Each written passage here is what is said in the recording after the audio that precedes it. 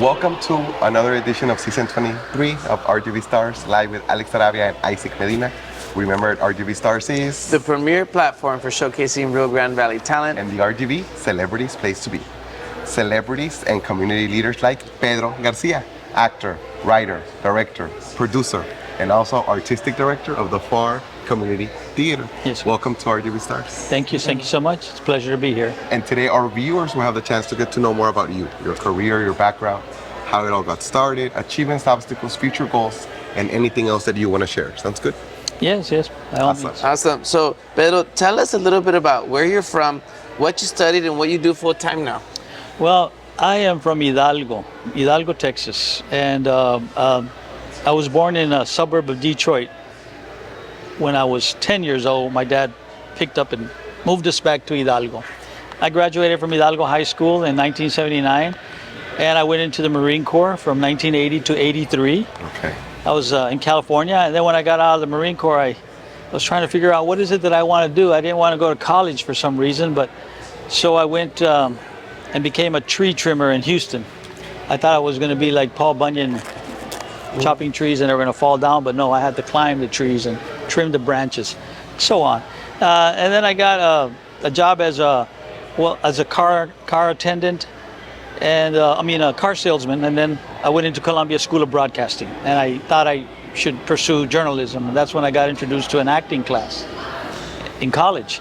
I did eventually go to college to study journalism, and then that one semester they wanted me to do an acting class as a requirement, so I did that, and I was like, well, I like this acting thing, and so I moved to Albuquerque, New Mexico, and I lived there for 10 years, and I was a radio announcer, but at the same time I was moonlighting as an actor at some local theater companies, and that's where I was learning a lot about acting. And in the 10 years that I lived there, I did about 60 plays, 60 plays in those 10 years. That's a lot. Yeah, one right after the other.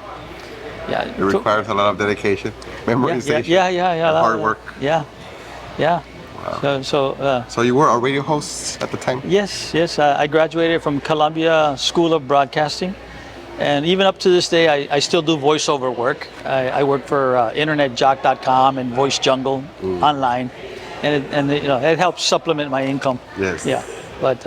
And you enjoy to do that. So. Oh yeah, it's very satisfying. I'm sure you guys can understand that, being in broadcast. So you do a little bit of everything: acting, producing. And then you also run the arts. Yes, the Pharr Community. The Pharr Community Arts. So tell us, what's your favorite role? What do you like doing the best?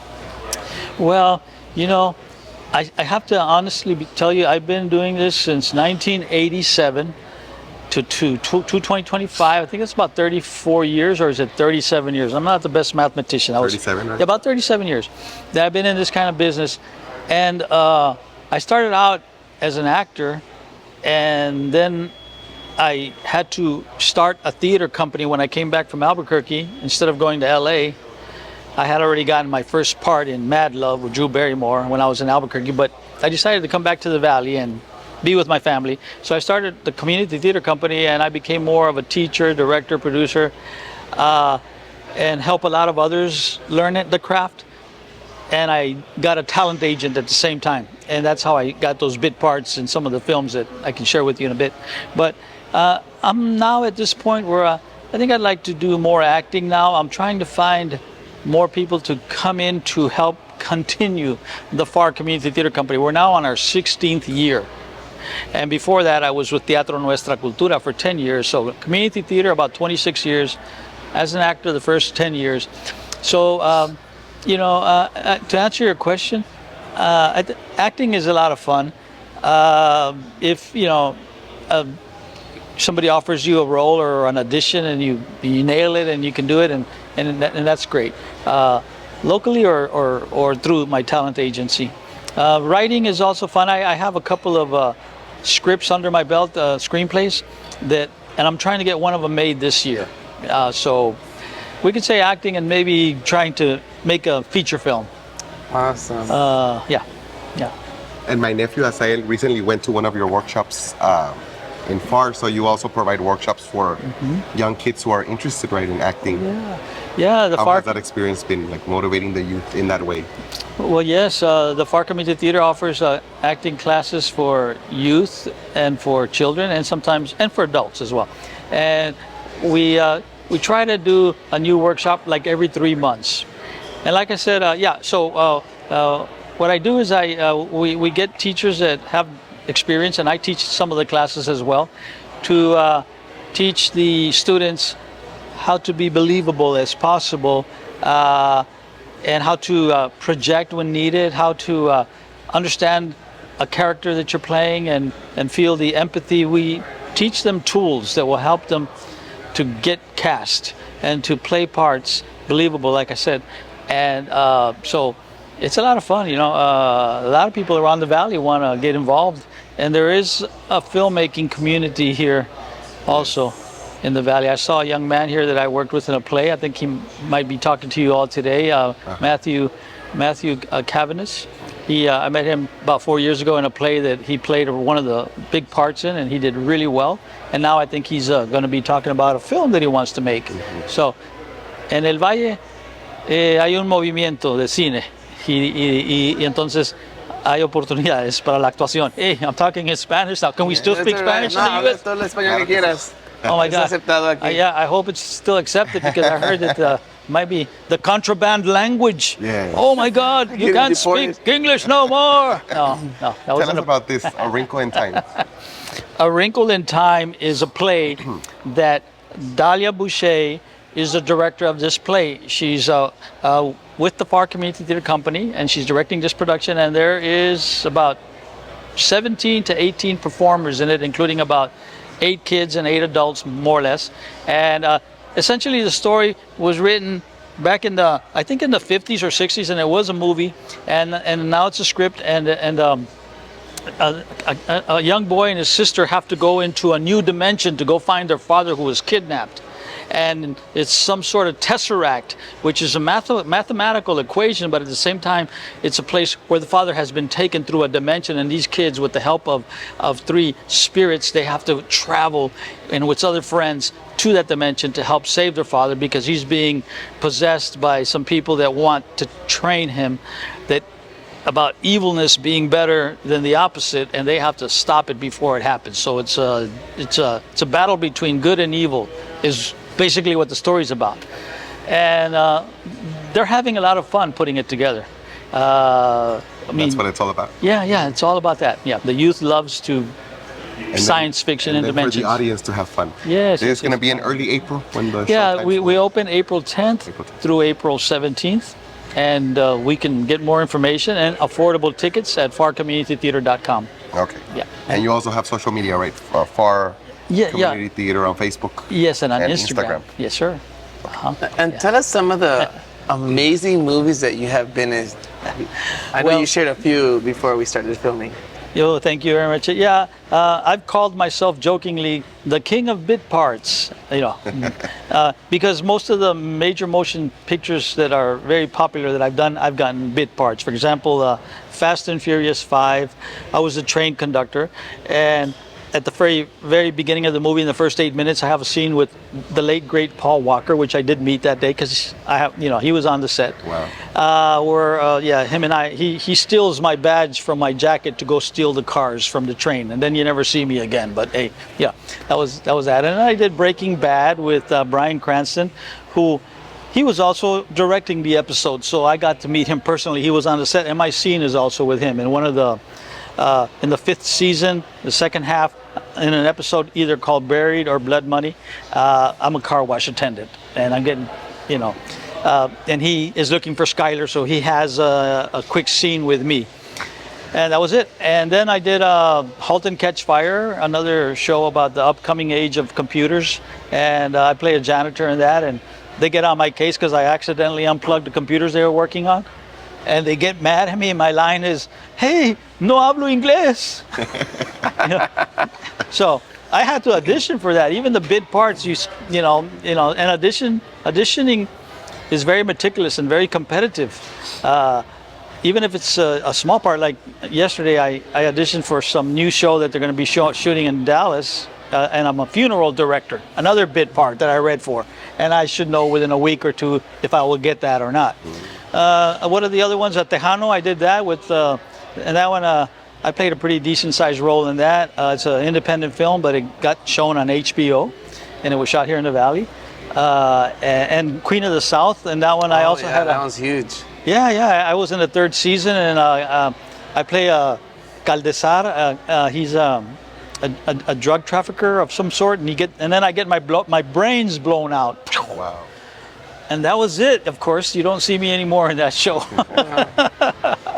So yeah. Is there any particular genre that you prefer, like drama, comedy, horror? And Yes, also, you want to prefer to be the good guy, the bad guy? Very good.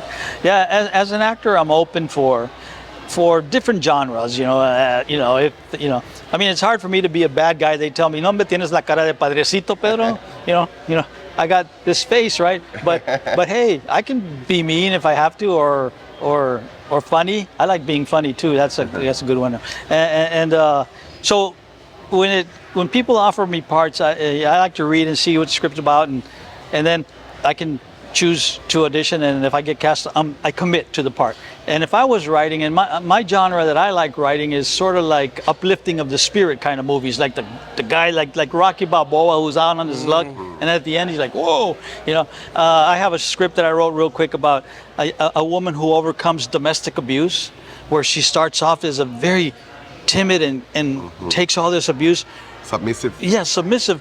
And little does she know that it's not normal. I mean, I don't have to take she thought that men are entitled to that. But through her journey, she finds out, and then she ends up going back to her village where she lives, and she helps a lot of women overcome that kind of abuse. So, Wow. And that's an original script that I wrote. That Inspirational stories. Yeah, inspirational stories. Yeah, there you go. Awesome. What would you say is your biggest achievement in your professional career, and also your biggest obstacle? Well, my biggest achievement, I would say, is running community theater here for the last 26 to 27 years nonstop, and having had a lot of students and a lot of actors and talent that I've met in those years here in the Valley, that I've been able to give them the vehicle to perform, and either where if I'm directing or producing or both, but I've been taking pride in that. A lot of them have learned a lot from me, and I learned from them too, and I continue learning. It's not like I know everything, but that's been my biggest achievement, I think, is running community theater here in the Valley. My biggest obstacle? Wow, man, my biggest obstacle, wow. Well, I always overcome those because I have the greatest helper in the world. I have my Lord and Savior, Jesus Christ, that for me helps me in everything, and bringing joy to me when I'm feeling sad, and bringing forgiveness to me when I may have done something that I probably shouldn't have done, or all kinds of things in life. So that's what makes me. I overcome obstacles. And yeah. So I don't know if that answers the question. And where do you see yourself in the future goals, 5 to 10 years from now? Well, 5 to 10 years. I hope healthy, and I hope just continuing to live a good life. There was a point in time when I said acting and all that, I was very pursuing it a lot, and now I see it as it's not the most important thing in my life. My work isn't. What's more important is my life and how I share it with others. But hey, I would like to continue getting cast and in commercials or in film, and especially those that are under the Screen Actor Guild contract, because I am a member of the union since 1994, and by that I mean they pay well, and who doesn't want to get paid for their work? I do work with local producers that have very low budgets, and I told them, yeah, if there's something I can do and I can help you out, with the budget that you have, that's fine. Let's talk about it. So those are the things that I see, is trying to be happy and healthy, and every day trying to be a better person. Awesome. Yeah, that's my goal. And where can our viewers find you on social media? On social media, they can find me on Pedro Garcia on Facebook, and also on pharrcommunitytheater.com. my contact information is there as well. Awesome. A closing remark, a closing message for the fans, the viewers of RGV Stars. Yes. Well, I want to say thank you to a lot of friends that I have through the business that I've been in, and a lot of the audiences that continue to come see the plays that we produce at the theater company. And I always want to wish all the filmmakers, local filmmakers, the best. I appreciate your endeavors. A lot of you are getting more and more experience each time, and that's what it's all about. And also the writers, writing those good scripts and continuing to also get better and better, because I see a film making as a 200% endeavor. 100% is having a great script, and another 100% is putting the production together. So, buena suerte a todos y mucho amor. Thank you so much. Thank you. And we wish you the best, more success, more blessings in your future. Gracias. Thank you, Pedro. Thank you very much. Yes, sir. And this was another edition of season 23 of RGV Stars, live with Alex Sarabia and Isaac Medina. Remember, RGV Stars is The premier platform for showcasing Rio Grande Valley talent. and the RGV Celebrities Place to Be. Until next time. See you guys.